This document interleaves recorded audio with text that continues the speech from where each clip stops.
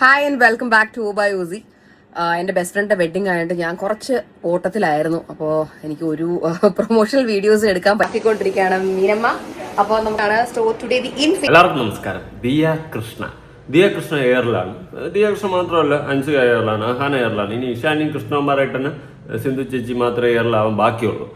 അഹങ്കാരം ഞാൻ പലപ്പോഴും പറഞ്ഞിട്ടുണ്ട്. ഇതിൻ്റെയൊക്കെ അഹങ്കാരമാണ് ഇതൊക്കെ ഇങ്ങനെ നടന്ന് പറക്കുന്നതെന്ന്. വീഡിയോ ആദ്യമായി കാണുന്ന ചാനൽ സബ്സ്ക്രൈബ് ചെയ്യാനും ഞാൻ പറയുന്നതിൽ എന്തെങ്കിലും കഴമ്പുണ്ടെന്ന് തോന്നുന്നവർക്ക് ലൈക്ക് അടിച്ച് പ്രോത്സാഹിപ്പിക്കാം എന്നെ. ഓക്കെ, ലൈക്കിൻ്റെ എണ്ണം വെച്ചിട്ട് ഞാൻ പറയുന്നതിൽ കഴമ്പുണ്ടെന്ന് പറഞ്ഞ് ഞാൻ തന്നെ സ്വയം ആശ്വസിച്ചോളാം. ഓക്കെ, അതല്ല ഇവിടുത്തെ വിഷയം, വിടുപോട്ടെ. എന്തായാലും ദിയ കൃഷ്ണയ്ക്ക് ഉള്ള ചാനലിൽ 10-20,000 സബ്സ്ക്രൈബർ അടക്കം ഇറങ്ങിപ്പോയിട്ടുണ്ട്. അത് എന്തുകൊണ്ടാണെന്ന് ഇനിയെങ്കിലും ഒന്ന് ചിന്തിക്കുക കേട്ടോ. അല്ലാണ്ട് നമ്മൾ കറക്റ്റ് ആയതുകൊണ്ടാണ് അവരെല്ലാവരും ഇറങ്ങിപ്പോയെന്ന് ചിന്തിക്കരുത്. പിന്നെ പറഞ്ഞ കാര്യങ്ങളിൽ സ്വയമേ എന്തെങ്കിലും ഒരു റിഗ്രറ്റ് ഉണ്ടെങ്കിൽ അറ്റ്ലീസ്റ്റ് ഇമാതിരി അഹങ്കാര വർത്തമാനം പറയാതെ മിണ്ടാതിരിക്കാനെങ്കിലും ഒന്ന് ശ്രമിക്കും. തൊട്ടി വർത്തമാനം വീണ്ടും വീണ്ടും പറഞ്ഞ് വീണ്ടും ഏറി കയറാമെന്നല്ലാണ്ട് ഒരു കാര്യം നടക്കത്തില്ല. എന്തായാലും ഒരു പ്രതികരണം ദിയ കൃഷ്ണ തന്നെ പറഞ്ഞിട്ടുണ്ട്. എന്താണെന്ന് ചോദിച്ചു കഴിഞ്ഞാൽ ഞാൻ ഇവിടെ കാണിച്ചു തരാം. അതിന് മുന്നേ എനിക്ക് പറയാനുള്ള ഏറി കയറിയത് ആദ്യം ഹൻസികയാണ്. ഹൻസികയെ രക്ഷിക്കാനായിട്ട് സ്വന്തം സഹോദരി നായികയായിട്ട് തിരിച്ചു വന്ന് ഹൻസികയെ രക്ഷിച്ചു. പക്ഷേ ഇവള് പോയി പറന്നു. എന്നിട്ട് ഇതിനുശേഷം ഹൻസികയും അഹാനയും കൂടി ഹൻസികയെ വെളുപ്പിക്കാൻ വേണ്ടിയിട്ട് ഒരു ഇന്റർവ്യൂ, പൂക്കൾ എന്ന് പറയുന്ന സോങ് ഇറക്കിയതിന്റെ പേരിൽ ഒരു ഇന്റർവ്യൂ നടത്തി. 2 ചാനലിലെങ്ങാണ്ട് ഇപ്പൊ തന്നെ ഓൾറെഡി കഴിഞ്ഞിട്ടുണ്ട്. വെളുപ്പിക്കാൻ നോക്കി, അവിടെ ഈ ഏറി തന്നെയാണ്, ഒരു മാറ്റവും. നാട്ടുകാർക്ക് മനസ്സിലായി വെളുപ്പിക്കാൻ വേണ്ടിയിട്ട് വന്നിട്ടുള്ള ഇന്റർവ്യൂ ആണെന്ന്. വീണ്ടും പറക്കുക, മൊത്തത്തിൽ പറന്ന് നടക്കുക. ഞാൻ ഒരു കാര്യം പറയാം.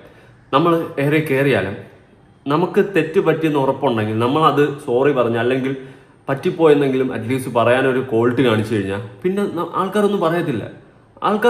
അവർക്ക് തെറ്റ് പറ്റിയത് അക്സെപ്റ്റ് ചെയ്തല്ലോ എന്നെങ്കിലും ആൾക്കാർ പറയും. പക്ഷേ നിങ്ങൾ പറഞ്ഞതിൽ തന്നെ ഊളത്തനത്തിൽ വീണ്ടും മുറച്ചു നിന്നുകൊണ്ട് വീണ്ടും വിടല വർത്തമാനങ്ങൾ പറഞ്ഞു കഴിഞ്ഞാൽ നാട്ടുകാരെടുത്തിട്ട് പൊങ്കാരാണ്. അതാണ് ഇവിടെ ഇപ്പം സംഭവിക്കുന്നത്. അതാണ് ഇങ്ങനെ കിടന്ന് പറക്കുന്ന മോള് കേട്ടാ.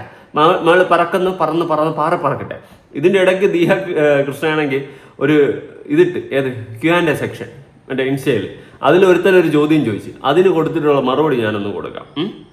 What you want to say to the people who is negative about your mother's day vlog. അതായത് മദേഴ്സ് ഡേയുടെ വ്ളോഗിലാണല്ലോ ഏറിപ്പോയത്. ആ ഒരു ദിവസത്തെ ആ ഒരു വ്ളോഗുമായി ബന്ധപ്പെട്ടിട്ട് ആൾക്കാർ നിങ്ങളെ പറ്റി നെഗറ്റീവ് പറയുന്നുണ്ടല്ലോ, അതിനെ പറ്റിയിട്ട് നിങ്ങൾക്ക് എന്താണ് പറയാനുള്ളതെന്ന് മാന്യമായിട്ട് ഒരുത്താൻ ചോദിച്ചപ്പോൾ മറുപടി കേൾക്കാം.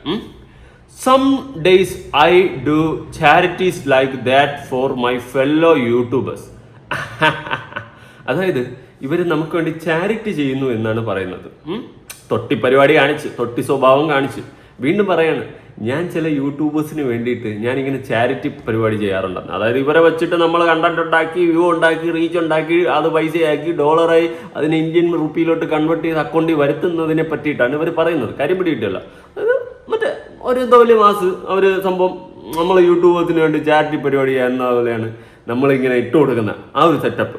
അപ്പം ബാക്കി കണ്ടോണ്ടിരുന്ന ആൾക്കാരെല്ലാം പോകന്മാരാണ്. ഈ രോദനെ മാറിയിരുന്ന് കരയുന്നതായിരിക്കും നല്ലത്. മാറിയിരുന്ന് ദിയ കരയണം. ഇത് കരഞ്ഞ് ഇന്നെ തീർക്കണം. കാരണം നല്ല വിഷമം കാണും. സബ്സ്ക്രൈബേഴ്സൊക്കെ 10-20,000 ഇറങ്ങി പോകാന്ന് പറഞ്ഞു കഴിഞ്ഞാൽ ചെറിയ കാര്യമില്ല. അതുപോലെ ഒരു മനുഷ്യൻ പോലും നല്ലത് പറയുന്നത് ഞാൻ കണ്ടില്ല. പിന്നെ കുറച്ച് വിവരമില്ലാത്ത ഏതെങ്കിലുമൊക്കെ ചിലപ്പോൾ സപ്പോർട്ട് ചെയ്യുന്നേ ഇരിക്കും. അല്ലാണ്ട് ഒരു മനുഷ്യന്മാർ പോലും ഇതൊന്നും സപ്പോർട്ട് ചെയ്തില്ല. അങ്ങനെ മൊത്തം പറന്ന് നടക്കുന്ന സങ്കടം ഇങ്ങനെ തീർക്കുന്നത് നല്ലതാണ്. യൂട്യൂബേഴ്സിന് ചാരിറ്റി ചെയ്യുന്ന എന്ത് മറ്റേ വാസിന് വല്ലതും കൊടുക്കണമെന്ന് എന്ത് വേണോ പറഞ്ഞു, അത് നല്ലതാണ് കേട്ടോ. ആ ഒരു രോദനം അങ്ങ് കരഞ്ഞങ്ങ് തീർക്കണം. ഇതാര് KK ഏട്ടൻ പറഞ്ഞു തന്നായിരിക്കുമല്ലോ ഈ വഴി. പറഞ്ഞു കൊള്ളാം. Okay, let them make a little money with my cute pictures and stolen content. അവളുടെ കണ്ടന്റ് കട്ടെടുത്ത് നമ്മൾ കണ്ടന്റ് ഉണ്ടാക്കിയെന്ന്. ഇവിടെ നല്ലത് പറഞ്ഞു കഴിഞ്ഞാൽ നല്ലതെന്ന് നമ്മൾ പറയും. നിനക്ക് ഒരു റീസണും ഇല്ലാതെ നീ ഏറിപ്പോയ സമയം ഉണ്ടായിരുന്നു, നിന്റെ ഡെലിവറി ടൈം, പിന്നെ മറ്റേ മോഷണ കേസ്, ഈ സമയങ്ങളിലെല്ലാം നിന്നെ സപ്പോർട്ടാണ് ചെയ്തത്. അതിൻ്റെ റീസൺ നമ്മൾ ശരി കണ്ടാൽ ശരിയെന്ന് പറയും. അല്ലാണ്ട് നിങ്ങളെടുത്ത് ആഴ്ന്നോ തീർത്തരും മീശ ഏറിപ്പോയെന്നു. ഓക്കെ, പേഴ്സണലി നമുക്ക് ഒരു ഗ്രഡ്ജും ഇല്ല. നിങ്ങൾ നല്ലത് ചെയ്താൽ നല്ലതെന്ന് പറയും. അങ്ങനെ നിങ്ങൾ നല്ല ചെയ്ത സമയത്തും നിങ്ങൾക്ക് ഒരു മോശം സിറ്റുവേഷനിൽ നമ്മളെല്ലാവരും സപ്പോർട്ട് ചെയ്തിട്ടുണ്ട്. പക്ഷെ നിങ്ങൾക്ക് അതൊന്നും വേണ്ട. നമുക്ക് നിങ്ങളെ ഒന്നും വേണ്ടതാണ്. നമ്മൾ നല്ലത് കണ്ടാൽ നല്ലതെന്ന് പറയും, മോശം കണ്ടാൽ മോശം എന്ന് പറയും. നാളെ ദിയയുടെ ഭാഗത്ത് നല്ല ഒരു ഇത് വന്നിട്ട് ചുമ്മാ ഏറി കയറ്റി വിട്ട് അന്നത്തെ മോഷണ കേസുകളൊക്കെ വന്നു കഴിഞ്ഞാൽ നിങ്ങളെ തന്നെ സപ്പോർട്ട് ചെയ്യും. അതിൽ നമുക്കൊരു ഇതുമില്ല. അല്ലാണ്ട് നിങ്ങളെപ്പോലെ ഈ പറയുന്ന പോലെ യൂട്യൂബേഴ്സ് നിങ്ങളെ കണ്ടന്റ് എടുത്ത് കട്ട് എന്നുള്ള ഒരു സെറ്റപ്പിലൊന്നും നമ്മൾ വായ്ത്താൾ അടിക്കാൻ വരത്തില്ല. നിങ്ങളെപ്പോലുള്ളവർ ഏറി കയറുമ്പോഴും അതിൽ ശരി നിങ്ങളുടെ ഭാഗത്തുണ്ടെങ്കിൽ നമ്മളെ പോലെയുള്ളവർ തന്നെയാണ് അത് സംസാരിച്ച് ക്ലിയർ ചെയ്ത് സമൂഹത്തിലോട്ട് എത്തിക്കുന്നത്. അതും കൂടി അതേ മനസ്സിലാക്കി കേട്ടോ. അത് ഈ അഹങ്കാരവും പണത്തിൻ്റെ ഉങ്കും നമ്മൾ രാജാവിൻ്റെ മക്കളാണെന്നുള്ളൊരു മൈൻഡ് സെറ്റും വെച്ചുകൊണ്ടിരുന്ന അതൊന്നും മനസ്സിലാവത്തില്ല. ഇതുപോലെ ഇരുന്ന് ഊളത്തനങ്ങൾ വീണ്ടും വീണ്ടും പടച്ചു വിടാനേ സാധിക്കത്തുള്ളൂ. പിന്നെ നിങ്ങളുടെ ഭരണമൊക്കെ അങ്ങ് സ്വന്തം വീടുകളിൽ വെച്ചിരുന്നാൽ മതി, നാട്ടുകാരുടെ ഇടയിൽ കൊണ്ട് ഇറക്കാൻ നിൽക്കേണ്ട. എനിക്ക് അതും കൂടി ഇവിടെ സൂചിപ്പിക്കണമെന്നുണ്ടായിരുന്നു. എന്തായാലും ഒന്നുകൂടി വായിക്കാം. Sometimes I do charities like that for my fellow YouTubers. Okay, fellow ആണല്ലോ നമ്മൾ. Okay, let them make a little money which my cute pictures and stole content. Okay, thank you, very welcome. Okay, ഇനി ഇടയ്ക്കിടയ്ക്ക് ഇതുപോലെ content ഇട്ട് തരണേ കേട്ടോ ദിയ ചേച്ചി. ഇടയ്ക്കിടയ്ക്ക് ഇങ്ങനെ കണ്ടന്റ് ഇട്ട് തരണം. നമ്മളപ്പോൾ ഇങ്ങനെ സ്റ്റോളും ചെയ്ത് എടുത്ത് നമ്മൾ കണ്ടന്റ് ഉണ്ടാക്കി അരി വാങ്ങിച്ച് തിന്ന് നമ്മൾ സുഖമായിട്ട് ഇടന്ന് ഉറങ്ങും. ഇടയ്ക്കിടയ്ക്ക് വല്ലപ്പോഴൊക്കെ കണ്ടന്റ് ഇട്ട് തരണം. എന്തെങ്കിലും ഊളത്തനമൊക്കെ വിളിച്ച് പറയണം. അവരിപ്പോഴും സ്ഥാപിക്കാൻ ശ്രമിക്കുന്നത് അവർ യൂട്യൂബേഴ്സിന് വേണ്ടി കണ്ടന്റ് ഇട്ട് തന്നതെന്നാണ്. ഊള വർത്തമാനമാണ് വിളിച്ച് പറഞ്ഞത്. അമ്മ ഒന്നും പറയാനില്ല. നിങ്ങൾ ആരെ വേണോ വിളിച്ചോ, അത് നമ്മുടെ ഒരു കൺസേണേ അല്ല. പക്ഷെ വന്ന് സോഷ്യൽ മീഡിയയിൽ ഊള വർത്തമാനം പറഞ്ഞു കഴിഞ്ഞാൽ എടുത്തിട്ട് അലക്കും. അത് ആരായാലും, അത് കെ കെ ഏട്ടനായാലും കേട്ടാ. കെ കെ ഏട്ടൻ്റെ അടുത്തും കൂടി പറഞ്ഞേക്ക്. ഇനി വേറെ ഉണ്ട്, തീർന്നില്ല. Begin disliked by people with ugly spirit is divine protection. അയ്യോ നിങ്ങളൊക്കെ വലിയ പുള്ളികളുടെ, നമ്മളൊക്കെ മൂന്നാം കടകൾ. തീർന്നില്ല, സന്തോഷമായില്ലേ? എൻജോയ്. നാട്ടുകാർ പറയരുത്. ഇതിൻ്റെ താഴെ കമൻറ്റ് ചെയ്യും, ആൾക്കാർ കമൻറ്റ് ചെയ്യും. ഒരു 10 പേരെങ്കിൽ 10 പേര് കമൻറ്റ് ചെയ്യും. ഇവർ കാണിച്ച ഊളപ്പരിപാടിയാണ്, നമ്മൾ യൂട്യൂബേഴ്സ് കാണിച്ചത് ഊളപ്പരിപാടിയാണ്. നിങ്ങൾ നാട്ടുകാർ കമൻറ്റ് ചെയ്യും. എനിക്കതേ പറയാനുള്ളൂ. ഓക്കെ, നമുക്കൊന്നുകൂടി റീവൈൻഡ് അടിച്ചിട്ട് വരാം. ഇപ്പോൾ വരാം, കാരണം ഇത്രയൊക്കെ ഒന്ന് അഹങ്കരിച്ചില്ലേ. അപ്പോൾ ഒരു കൊട്ടുകൂടി കൊടുക്കാതെ പോയി കഴിഞ്ഞാൽ ശരിയല്ല.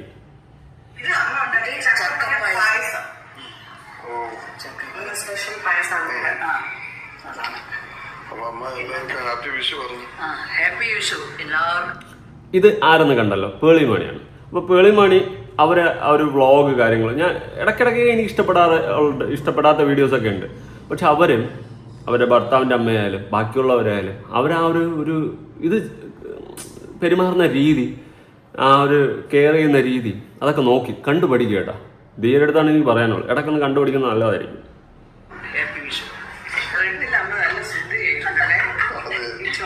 ഇതിൽ അമ്മ നല്ല സുന്ദരിയായിട്ടുണ്ട്. ഇപ്പോൾ ദിയയുടെ ഇഷ്ടമാണ് ആരെ എന്ത് വിളിക്കണം എന്നുള്ളത്. അതിൽ ഞാൻ ഒരിക്കലും ഇത് പറയുന്നില്ല. പക്ഷെ പറയുന്ന വാക്കുകൾ സൂക്ഷിച്ച് വഴിയേ പോകുന്നവർ, സ്വന്തമായിട്ട് അച്ഛനും അമ്മ ഇല്ലാത്തവർ പോയി വിളിക്കട്ടെ. കാവിലെ അമ്മയെ ഇമാതിരി തൊട്ടി വർത്തമാനം പറയരുത്.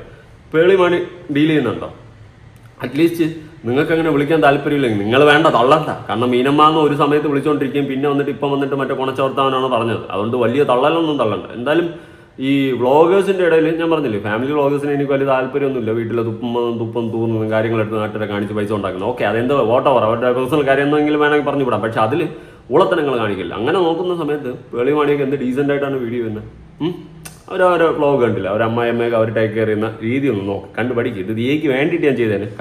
ദിയ കണ്ടിട്ടില്ലെങ്കിൽ ഈ വീഡിയോ കാണുന്നവർ ദിയയ്ക്ക് കൊണ്ട് ഫോർവേഡ് ചെയ്തു കാണട്ടെ. അവള്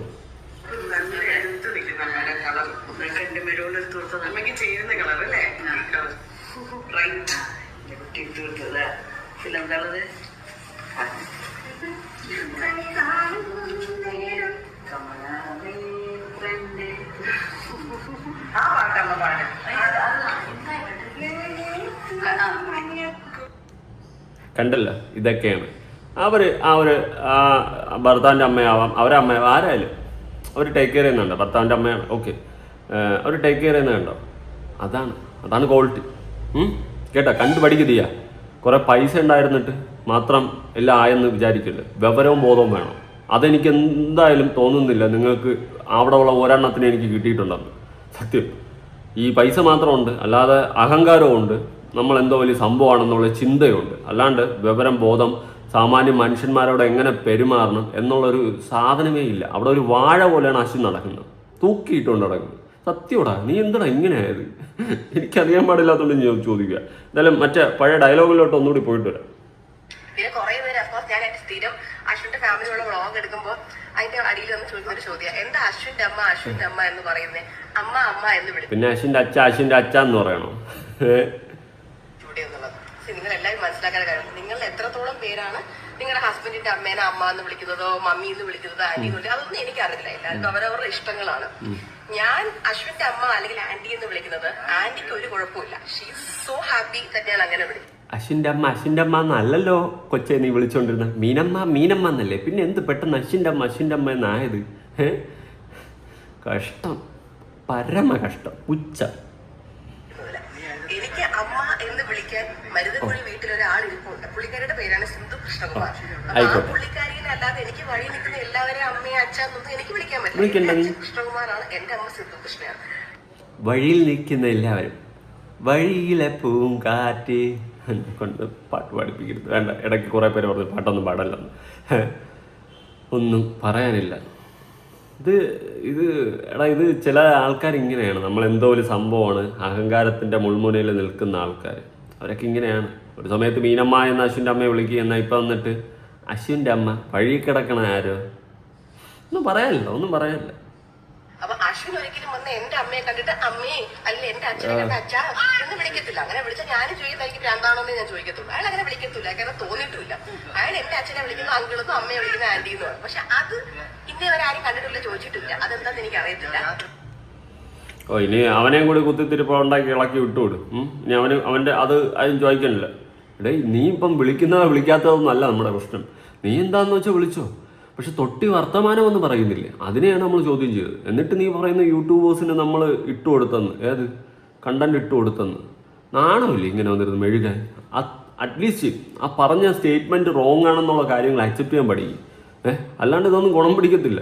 കുറെ പൈസ മാത്രം ഉണ്ടായിരുന്ന ഫൈനലൊന്നും ആവത്തില്ല. ക്വാളിറ്റി എന്ന് പറയുന്ന സാധനം എവിടെ കൂടിയെങ്കിലും വേണം, എവിടെ കൂടിയെങ്കിലും. എല്ലാവർക്കും അവരവരുടെ അമ്മ അച്ഛനൊക്കെ ഉണ്ടല്ലോ, അവരെയൊക്കെ വിളിച്ചാൽ ഇനി ഇല്ലാന്നുണ്ടെങ്കിൽ ബാക്കിയുള്ളവരെ വിളിച്ചോളൂ. സ്വന്തമായിട്ട് അമ്മയും അച്ഛനൊക്കെ ഉണ്ടല്ലോ, അവരെ പോയി അമ്മ അച്ഛാന്ന് വിളിച്ചാൽ മതി. ഇനി ഇല്ലാത്തവരുണ്ടെങ്കിൽ ബാക്കിയുള്ളവരെ പോയി വിളിച്ചോളൂ. അനാഥരായിട്ടുള്ള ഒരുപാട് ആൾക്കാരൊക്കെ ഉണ്ടായി, പിള്ളേരൊക്കെ. എന്ത് വർത്തമാനോ അടി, എന്ത് വർത്തമാനോ? എനിക്കറിയത്തില്ല നിന്റെയൊക്കെ ഒരു മൈൻഡ് സെറ്റ് എന്താണ്. ഒരു വേസും ഇല്ല. ഓമി കല്യാണം കഴിച്ച് വേറെ എങ്ങോട്ടെങ്കിലും പോകുന്നു. അപ്പൊ ഓമിയുടെ വൈഫിന്റെ അമ്മേനെ ഓമി ചെന്ന അമ്മ എന്ന് വിളിച്ചാൽ ഞാൻ അവനോട് ചോദിക്കും, അപ്പൊ ഞാൻ ആരെന്ന് ഞാൻ ഉറപ്പായിട്ടും ചോദിക്കും. എനിക്കിപ്പോ ഓമി വേറെ ഇവിടെ തന്നെ ഇവിടെ എക്സ്പോസ് ആണ്. നാളെ ഇപ്പം ഞാൻ എൻ്റെ അമ്മ അച്ഛനെ അല്ലാതെ അമ്മ അച്ഛന്ന് വേറെ ആരെയും വിളിക്കാറില്ല കേട്ടോ, സീരിയസ്ലി ഞാൻ പറയാം. പക്ഷെ നാളെ എൻ്റെ പിള്ളേർ അവർക്ക് എന്താണ് തോന്നുന്നത്, ഒരു അമ്മയെ കാണുമ്പോൾ അല്ലെങ്കിൽ അമ്മച്ചിയെ കാണുമ്പോൾ അവർക്ക് എന്ത് വിളിക്കണമെന്ന് തോന്നുന്നു, അവർ വിളിക്കട്ടെ. എന്തുവാടാ, ഇതാണോ ഒരു പാരന്റിങ്? വെറും ടോക്സിക് പാരന്റിങ്ങിന്റെ പീക്കാണിത്. ടോക്സിക് പാരന്റിങ് എന്താണെന്ന് ചോദിച്ചു കഴിഞ്ഞാൽ കാണിച്ചു തരാം. ഇങ്ങനെയാണ് മക്കളെ വളർത്തുന്നതെങ്കിൽ ഒന്നും പറയാനില്ല. ടോക്സിക് പാരന്റിങ്ങിന്റെ അങ്ങേ അറ്റമാണ് ദിയ. നാളെ ഇപ്പം നിങ്ങൾക്ക് ഇഷ്ടമുള്ളത് നിങ്ങൾ എന്താണെന്ന് വെച്ചാൽ വിളിച്ചോ. പക്ഷെ നാളെ എൻ്റെ മക്കളും അങ്ങനെ തന്നെ വളരണം എന്ന് പറയുന്നത് അതും ഈ ഒരു കാര്യത്തിൽ ഓക്കെ ചിന്തിക്കുന്നത് ഓക്കെയാണ്. ഇപ്പം നിങ്ങളെ പോലെ നിങ്ങളുടെ മക്കൾ വളരണം എന്ന് ചിന്തിക്കുന്നത് ഓക്കെയാണ്. പക്ഷേ ഇതൊരു ടോക്സിക് പാരന്റിങ് ആണ്. സ്വന്തമായിട്ട് ഇരുന്നൊന്ന് ചിന്തിക്കുക, അല്ലെങ്കിൽ വിവരം ബോധമുള്ള ആർക്കെങ്കിലും ഒന്ന് സംസാരിക്കും. അറ്റ്ലീസ്റ്റ് ഒരു കൗൺസിലിംഗ് എടുത്തിട്ട് ആ ഡോക്ടറിൻ്റെ അടുത്ത് ഈ കാര്യങ്ങളൊക്കെ ഒന്ന് സംസാരിച്ച് നോക്കും. അപ്പോൾ അവർ പറഞ്ഞു തരും എന്താണ് നിന്റെ കുഴപ്പമെന്ന്.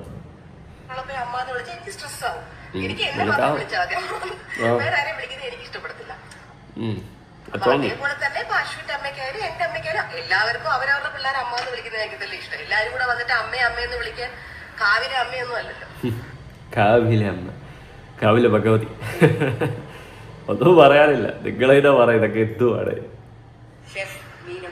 ഷെഫ് മീനമ്മ അതും വെറും കൈയോടെ അല്ല വന്നേ, കുറച്ച് ഐറ്റംസ് ഒക്കെ ആയിട്ടാണ് വന്നത്. പക്ഷെ കറക്റ്റായിട്ട് എന്തൊക്കെ ഉണ്ടെന്ന് എനിക്കറിയാം. എനിക്ക് ഇഡ്ഡലി മുറുക്കൊക്കെ ഉണ്ടെന്ന് എനിക്കറിയാം. മുറുക്ക് ഞാൻ കുറേ ചോദിച്ചു, അങ്ങനെ കിട്ടി. എനിക്ക് മുറുക്ക് കഴിക്കാൻ കൊതിയായിട്ട് വയ്യായിരുന്നു. കഴിക്കും. മീനമ്മയാണ് ഇപ്പം വഴിയിലമ്മ. മീനമ്മ ഒരു സമയത്ത് മീനമ്മ, ഇപ്പൊ വഴിയിൽ ആൻറ്റിയായി. ഇനി ദിയയുടെ വേറൊരു വീഡിയോ ഇൻസ്റ്റയിലുണ്ടായിരുന്നു കേട്ടോ. അതായത് ഒരു പ്രൊമോഷൻ വീഡിയോ ആണ്. ഞാനിവിടെ കൊടുക്കാം. 4540 ലൈക്ക് ഉണ്ട്. അപ്പം ഞാനിങ്ങനെ നോക്കിയപ്പോൾ 34 കമൻറ്റേ ഉള്ളൂ. എന്താണെന്ന് പറഞ്ഞുകൊണ്ട് കമൻറ്റ് ബോക്സ് കയറി നോക്കിയപ്പോൾ കമൻറ്റ് ബോക്സ് ലിമിറ്റാണ്.